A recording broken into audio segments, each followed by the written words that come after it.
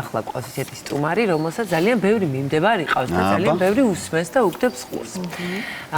თუმცა დავსვათ მან კეის შეკითხვებს, მაგალითად, რომელი საკვების მიღება შეიძლება იყოს თამბაქოს მოხმარებაზე ბევრად უფრო საშიში. ასევე ალბათ დაგვაინტერესებს, რომელია სიმსივნის საწინააღმდეგო გენი, რომლის გაძლიერებითაც ჩვენ შეგვიძლია დაავადების თავიდან აცილება და განკურნებაც. სუფრის მარილი, ვაშლის ძმარი, ჩია, კივი, ჩირეული. ეს და კიდევ რამდენიმე ყველაფრის ხელმისაწვდომი პროდუქტი, იცით რომ სასწაულებს ახდენს, თუ არ იცით ახლა მოვისმენთ და უამრავი პათოლოგიის პრევენციაშიც გვეხმარება. დღეს სტუმრად მოვიწვიეთ არუნ ხათრი, აიურვედა სპეციალისტი, ამიტომ ყურადღებით მოგვისმინეთ მარტივი მეთოდებით, როგორ დავამარცხოთ ერთი შეხედვით მეტად სერიოზული ჯანმრთელობის პრობლემები. დილამშვიდობის, მოგესალმებით. მადლობა. როგორც წესი თქვენ იწყებთ ხოლმე საკუთარ თავზე რაღაცის გამოცდას და ამის შემდეგ უზიარებთ ხოლმე თქვენს მიმდევრებს. ამ ბოლო დროს შემნიშნე რომ ძალიან აქტიურად მიირთმევთ რა როგორ ვთქვა, პირში ჩაიღრით, შემდეგ წყალს აყოლებთ და ხსნით რაოდენ კარგია ის ჩვენი ჯანმრთელობისთვის. მოდით დავიწყოთ ზუსტად ამ ბოლო პროდუქტით, რომელიც მე შემომხვდა თქვენი გაზიარებიდან. რისთვის არის ეს სუფრის მარილი? სუფრის მარილი არა, უფრო ჰიმალეს მარილიზეა საუბარი, ვარდისფერი მარილი რო არის, მეტი მინერალი შედის იქ, რომელი, ანუ მარტოკა წყალი არ შეჩერდება ორგანიზმში. რამდენი სვამს, გარეთ მოდის შარდისგდით და ვერ შედის უჯრედებში. და ყველა ადამიანი იმდენი წყალი სვამს და მაინც კანი მშრალია. თუმცა გაწმენდა ეს მარტო კანისთვის არის? ანუ ეს წყლის აუცილებლობა ჭირდება ეს ელექტროლიტები. ანუ წყლის ნაკლებობა აქვს წყლის დალევის მერეც. კი ბატონო. და მარილი როცა არის, აი მე რო ენაზე იმიტომ ვდებ დილით პირველი უძმოზე პირველი წყალი, რომ თელი ღამე 8-9 საათია წასული, წყალი არ მიგვიღია. დიახ და პირველი ეს არის, რომ წყალი ნახევარი ლიტრა წყალი მაინც უჯრედებში შევიდე და შეიძლება მარილი რამდენია? ერთი ჩაის ხოზის მეოთხედი შეიძლება. ჩაის ხოზი, ანუ მწიკუზე მეტია, ხო? კი, ანუ ესე რომ აიგო, ეგეც მეტი. ესეც საკმარისია, ეს რომ გახსნა ის გზე, ანუ კარები რო გახსნა და წყალი შევიდე. და ესე იგი ამას მიაყოლებთ 9 ლიტრს წყალს და მე ცოტა ხანი იცდით, ხო, საუზმემდე? კი. მე საუზმე დაახლოებით პირველი 2 გვიან ვჭამ. პირველი საწმელი კი. კარგია ეს? კი, ძალიან კარგია. ამ ბოლო დროს მეც ვისმენ ბევრგან, რომ გადაწია საუზმე თითქმის ამოგდებულია და მის აუცილებლობაზე აღარ საუბრობენ, რომ დილით უნდა მივირთო. არა, ესე საჭიროა, ჩვენი წინაპრები ესე ჭამდნენ. დილით ადგე და ჭამაზე არავინ არ მიდიოდა. როცა მოშივდებოდათ, მე ჭამდნენ. და რას ჭამთ თქვენ, როცა მოგშიდობთ? ანუ ეს საუზმის მნიშვნელობაზე ძალიან ხშირად საუბრობთ, რომ ძალიან მნიშვნელოვანია საუზმე, მისი ინგრედიენტები, რას მივირთმევთ? ხო, ყველაფრის მირთმევა არ არის. ნუ კვერცხი ალბათ კვერცხი, მე ბოლო 16 წელია კვერცხს ჭამ დილით. რამდენ კვერცხს? 4-5 კვერცხი. მოხარშული, შემწვარი თუ სულ ერთი? ხან მოხარშული, ხან შემწვარი. მე ვჭამ ბანანს უზმოზე და ვაშავებ ამით რამე. არაფერი არ აშავე, მაგრამ ტკბილია მაინც. შაქარია და კიდე საწმელი ჭამა მოგინდება ბანანი ჭამის 1 საათის მერე არ არსებობს რომ ადამიანს შევდება მერე ესე იგი ესე ძალიან ანუ არ უნდა მოგშივდე შვრიაზე როგორ ვართ? არა, შვრია არ არის, სრული საწმელი არ არის. კვერცხთან ერთად რას მიირთმევთ და რას ურჩევთ ჩვენს მაყურებელს? აი, კარგი ჭკვიანური საუზმე და ოჯახის მომარაგება და ორგანიზმის მომარაგება რა პროდუქტებით შეიძლება კვერცხთან ერთად? ნახე, ცხიმი აუცილებელია დილით. თუ საუზმოზე ცხიმი, ცილა არ მიირთვით, მოგშივდება მალე. ვერ განაკრდებით. იმიტომ კვერცხში შედის ყველაფერი. ცხიმით შედის, ცილაც შედის და ნახშირი წყლებისთვის თუ ადამიანი სამსახურში მიდის, შეიძლება მე ანუ ბოსტნეულიც საჭიროა. ჯოგი ფიქრობს რომ დილით ბოსტნეული საჭირო არ არის, მარტო ლაით საჭმელი ვჭამო, კიდე მოგშევდება, კიდე ჭამს, ანუ 4 ძერ ჭამ დაახლოებით. დილითვე პირველივე საჭმელში კარგად უნდა ჭამო, რომ 5-6 საათი არ მოგშივდე. რომელში კვერცხი მე მგონი პირველია დრო დაიწყო. თავარია რომ არ მომშივდეს, თუ თავარია ის საჭირო ნივთიერებებით იმ საჭირო ნივთიერებებით გავავს ორგანიზმი. ორივე საჭიროა, მაგრამ პირველად საჭირო ეს არის, რომ არ მოგშივდე მალე. იმიტომ რამდენჯერ ჩვენ საჭმელი რო ჭამს, სხვა საქმე ორგანიზმი აღარ აკეთებ. საჭმელის მონელების სისტემი დაიწყებს მუშაობა, თითო უჯრედი არაფერი. არ განახლდება ჩვენი არაფერი იმ დროს. ჩვენ როცა საჭმელი არ აჭამ, ეს პერიოდი არის ჩვენთვის საუკეთესო. ეს ფანჯარა არის საუკეთესო, როცა საჭმელი არ ავჭამ. კვებიდან კვებამდე ესე იგი აუცილებელია ის ინტერვალის დაცვა და ინტერვალი დიდი უნდა იყო, ანუ არაჭამის ინტერვალი დიდი უნდა იყო. ჭამის ფანჯარა პატარა. ანუ პირველი საჭმელიც შეიძლება 3-4 საათის მერეც მეორე საჭმელი ვერ ვჭამო, რომ უფრო ინტერვალი დიდი მოვიდე. და ეს დიდი ინტერვალი და სწორი ინტერვალი რომელია? ნუ 16 თუ 20 საათიანი ინტერვალიც კარგია. ანუ 4 ჭამის ფანჯარა რას მოკლეა, ეს უფრო კარგია. ამიტომ რომ ჭამოთ ბევრი ცილა და ხო, ცილა თუ არ აჭამე, ანუ ცილა თუ არ აჭამე, ვერ განაკრდები, ანუ კიდე ჭამა მოგინდება. და რამდენჯერაც ჭამს ადამიანი სრული უნდა იყო, იქ ცილა უნდა იყო, ნახშირწყლებიც უნდა იყო, ცხიმი ყველაზე საჭირო პირველია. თუ ჰორმონები არ კეთდება. თუ ცხიმს რას ცხიმის ხოთ? კარგი ცხიმი, რა ვიცი, ძეთი, ავოკადო, კარაქი, ერბო, რა ვიცი. ოკეი. გადავიდეთ ცოტა საშიშ ამბებზე, რომელსაც ამბობთ ხოლმე, რომ აი თამბაქოს მიღებაზე, მოხმარებაზე ბევრად საშიშია კონკრეტული პროდუქტები, რომლებსაც მივიღებთ. ხო, და აი რა არის ეს პროდუქტები? ნახე, და რითია უფრო საშიში თამბაქოზე? ნებისმიერი სახამებელი პროდუქტი, გინდა კარტოფილია, გინდა, რა ვიცი, სიმინდით გაკეთებული რაღაცებია, ჩიპსია. იმას რო წვავს კიდე, ეს უკვე კატასტროფაა. ანუ ზეთი, რომელიც ჯერ ერთი სახამებელია. დიახ. სტრაფი ნახშირისწყლებია და იმას კიდე ჩვენ ბოლო ეტაპში კიდე წვავს გრმად. ანუ ეს ჩიპსები, ფრი. სიმინდიო და ანუ შემწვარი არა. ღუმელში გამოცხარი. ნუ სიმინდი არ არის ესეთი სასარგებლო პროდუქტი, რომ თქვა. როგორიცაც ჩვენ ვუყურებთ. და შენ რა ყოფილა? არა და ვანაცვლებთ ხოლმე საქართველოს. დასავლეთ საქართველოს.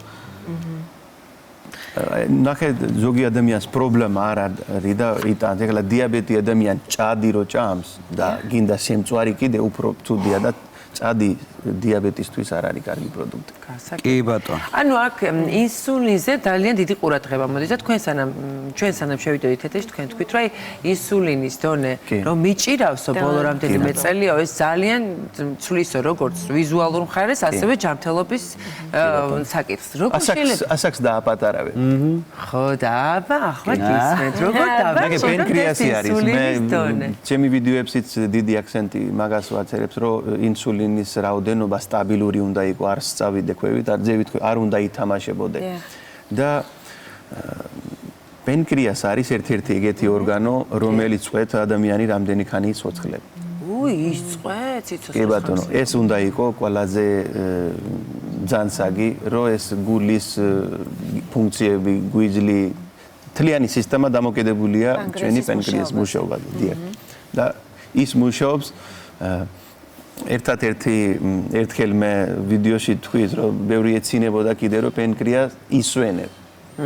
პენკრიას ისვენებს დიახ ის საათები, რომელიც ჩვენ საჭმელი არ აჭამს. კი, სხვადასხვა ფერმენტები მაინც კეთდება, მაგრამ ჩვენ რო საჭმელი არ აჭამს, ის დრო არის პენკრიასთვისაც კაი, ეხლა მივხედო სხვა კაის. და კარგია მაგას რომ ვასვენებთ, ხო? კი, საუკეთესო საშუალებაა. და ამით გვიჭირავს შემდეგ ეს ინსულინი. ხო, აი მე რასაც შევჭამთ, ამასაც ხომ მნიშვნელობა აქვს ალბათ, რა პროდუქტი შევჭამთ, რომ ისევ არ წამოვიდეს 16 საათი იშიმშილე და მე რო შეჭამს, გინდა ფრი შეჭამს, გინდა ჰამბურგერი. უცებ დამცხარი შევჭამე? გავაბუჯე საქმე.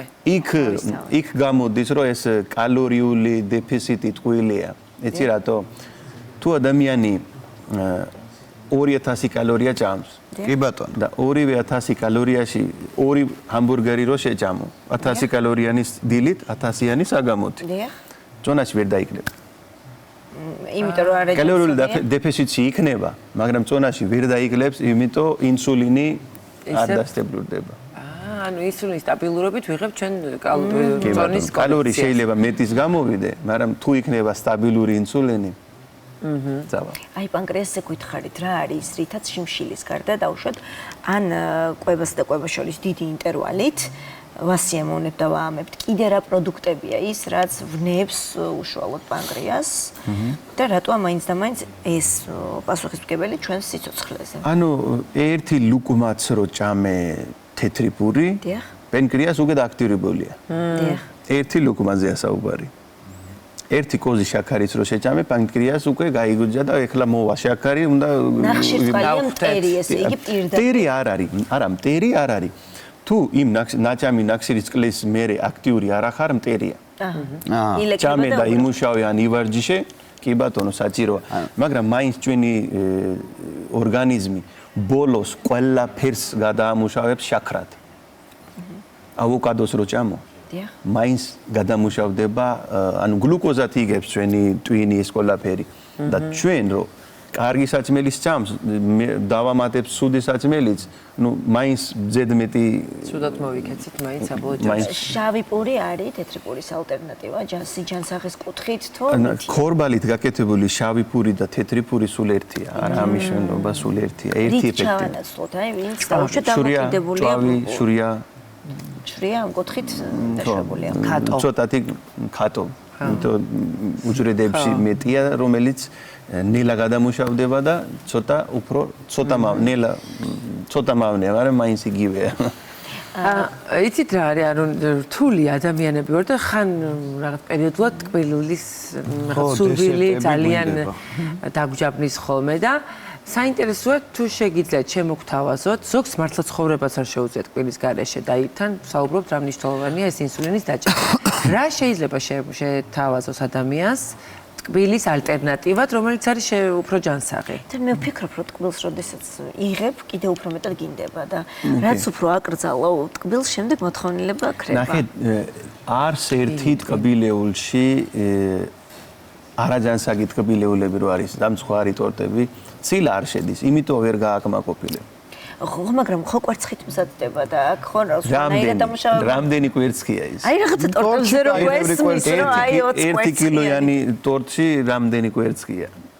ეს არ არის საკმარისი. თუ შაქარი არის იმდენი ემატება, რომ ანეიტრალებს. კი ბატონო, შაქარი მეტია. ალტერნატივა არის იგივე ბერძნული იოგურტი ძალიან მოდაში შემოსულია, მაგრამ მარტო ბერძნული იოგურტიც ვერ გააკმაყოფილებ. ისევე ისე მარტო იქ უნდა დაამატო კიდე თხილეული დაამატე, ქიშმიში დაამატე, კაკალი ნუში დაამატე, რომ ცხიმიც იყო. ჯერ ერთი ბერძნული იოგურტიც ცხიმიანი უნდა ჭამო, არა 0%-იანი ეს არ უნდა ჭამო, ცხიმიანი ჭამე. ჩვეულებრივი.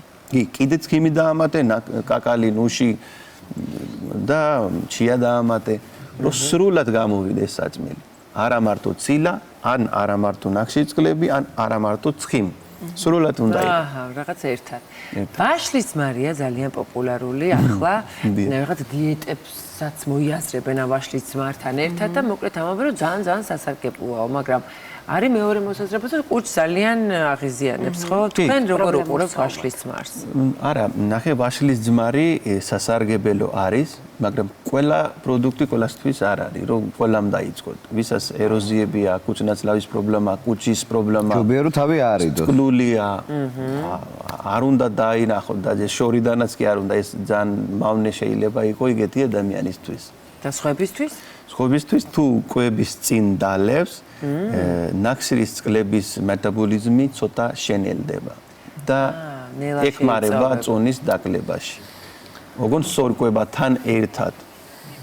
სწორი კვება ეს დამხმარე საშუალება და დაეხმარება ადამიანს, რომ უფრო ცოტა სწრაფად დაიკლოს წონაში ან დაარეგულიროთ შაქრის დონე სიცხეში.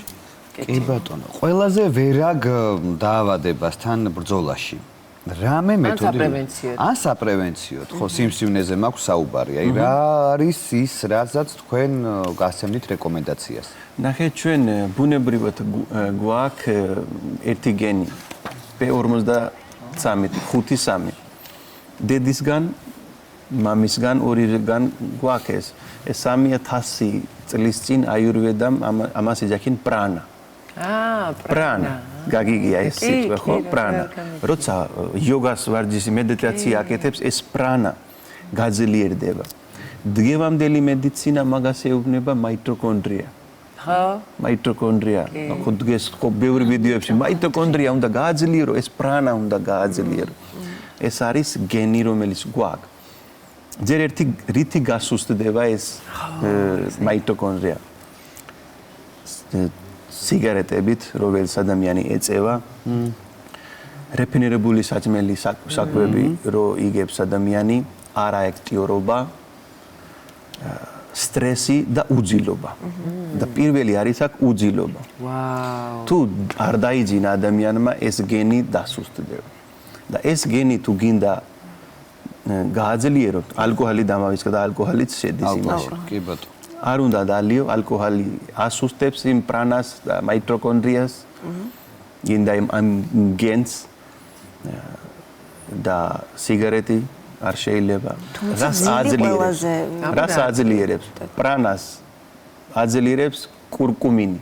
ვაუ, კურკუმინი. კურკუმა. სუნელი თუ რა. და ეს კითხვა ყოველთვის არის ადამიანს, რომ რამდენი ხანი დავლიო, რა კურსია? კურსი არ არსებობს. ეს არის ცხოვრების წესი. წყალში უნდა გახსნა დალიო? როგორც მე წავიდე შიგნით, არა ამის შემლობა. რაოდენობა? საჭმელში დღეში ერთი ნახევარი ჩაის ხოზი დგიური დოზაა მაქსიმუმ. ესე რა მესაკობს უხდება, რომ? ყველაფერს რო უხდება. უხდება? კი ბატონო, კარი, აი ნებისმიერი კარი გაკეთებული ხო, რესტორანში თქვენ რო ნახავს ყვითელი საჭმელი, კურკუმათია ეს გაკეთებული. კარი იგივე კურკუმაა? არ არის. კარი ქვია იმ პროცესს, თვითონ ეს სითხე, ეს კარი. სუნელს არ ქვია კარი მხოლოდ. და ეს კურკუმა. ყვითელი ყვავილი კიდე სხვა არის. არა. ინდოეთში თითო, ანუ ჩვენ ბავში დედის რზიდან პირდაპირ რო გადავდივარ საკვებზე, კურკუმა ვჭამ. კურკუმა პირდაპირ იწმება, ანუ არა ასაკი, სანამ სოციალი ადამიანი, კურკუმა უნდა მიირთვა და არ არსებობს კურსი, არ არსებობს მაგისი მიგების წესი და ოღონდ წავიდეთ როგორც მე რა შიგნით, რომ აადუგო, უფრო კარგია საჭმელებში გამოიყენოთ. მწვანე ჩაიში შედის ეს ნივთიერება ერთ-ერთი, რომელიც აძლიერებს პრანას. მწვანე ჩაი შემვიყვარებო. და კიდე ბოსტნეული რო გეუბნები მე, ვეუბნები ყველას რომ საჭმელის წინ ჭამე ეს ბოსტნეული, ყველანაირი ბოსტნეულში შედის. ცოტა ეს. პრანას გაძლიერების. და ბროკოლი.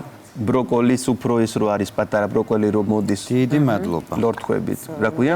ახალგაზრდა ბროკოლი. მიკრომწვანელი. კი, მიკრო. იმაში შედის, იმით აძლიერებს ჩვენ იმ და აქტიურობა, ვარჯისი, სიარული. რომ მეტი ჯანგბადი. კი ბატონო. იმიტომ კიბოს უჯრედებს უნდა სიბნელე, უნდა ნაკლებად აქტიური ადამიანი, უნდა ნაკლებად ჯანგბადიანი გარემო. შიმშილი. აჰა. შვენიერი. და რას არ ავჭამ ჩვენ დიდი ხანი, კი ბატონო. ის გენი უფრო გაძლიერდება.